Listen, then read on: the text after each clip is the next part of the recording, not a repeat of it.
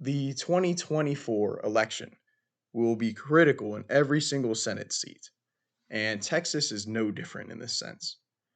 However, Texas is a very unique state with many different demographic changes, the addition of a few electoral votes. Obviously, this will not matter for the Senate, um, and just general trends throughout the nation and within the state. So, in this video, we'll be taking a look at the current state of the 2024 Texas Senate race, the Republican side, the Democratic side, trying to put it all together for the potential general election, of course, and ultimately seeing whether or not which party is more likely um, overall to win the seat. So, why is 2024 so critical for Texas? For years on end, there has been discussion about the changing demographics throughout parts of the country, but specifically in Texas for the sake of this video. The growing Latino population was generally seen as something that would be very beneficial for Democrats. However, I will say that assuming that one racial group will vote heavily for one party is not how things truly seem to happen. Florida in 2022 is a very clear example of this. Ron DeSantis built up a lot of support with Latino voters. So ultimately saying that, well, there's more Latino voters, so that means more Democratic voters, is a very bad line of thought. Um, it could potentially signal that, but ultimately, people are going to vote on the issues, not because, you know, personal factors at the end of the day. So, regardless of that, there was a thought that 2024 could become the tipping point of eventually these trends and the trends in the nation could lead Texas to flip. Um, on the Republican side of things, Ted Cruz is the current sitting senator. Um, he has already announced that he's seeking re-election, and he will likely win the Republican nomination. He won 87% in the 2018 race, so I would imagine that he will likely win by a large margin without much of a controversy. On the Democratic side, there are a lot more candidates, obviously, because they don't have a current sitting senator. Colin Aldred is the U.S. representative for Texas's 32nd district. Um, John Love is a financial advisor and a U.S. Senate candidate in 2020. And the third candidate that has been considered largely, they have not announced officially. They're expected to announce this summer. But Roland Gutierrez is a state senator who is obviously currently serving in the state Senate.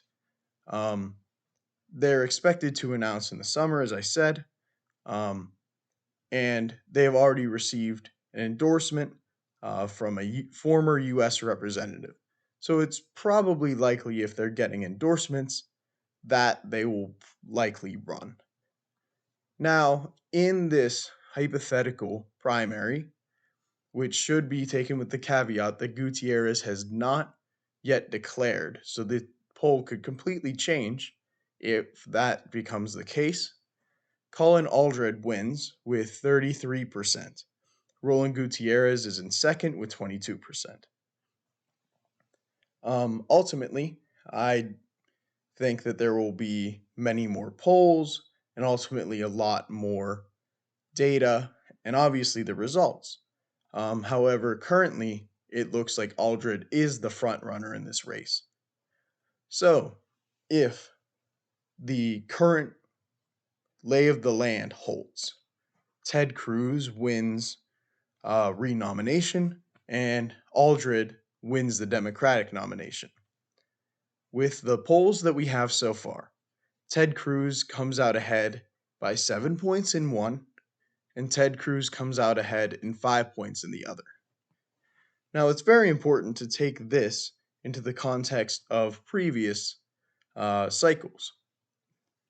So, with the caveat of a lower turnout, a decreased turnout from 2016 to 2018, uh, Ted Cruz won with 50.9% over Beto O'Rourke with 48.3%. So obviously, this margin with Beto O'Rourke is tighter than either of the polls that we have so far, which is good news for Republicans.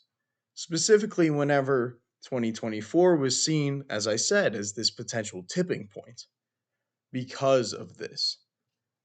And ultimately, currently at least, Ted Cruz does not seem to be being hurt by it. And this should send a message to the Democrats in Texas that they still have an uphill battle to climb. Yes, demographics are shifting. However, that is not an indicator directly of how people will vote. You still have to campaign well, you still have to pick your candidates well, of course. So, I ultimately think currently that Ted Cruz has a very good shot at being reelected in the Senate.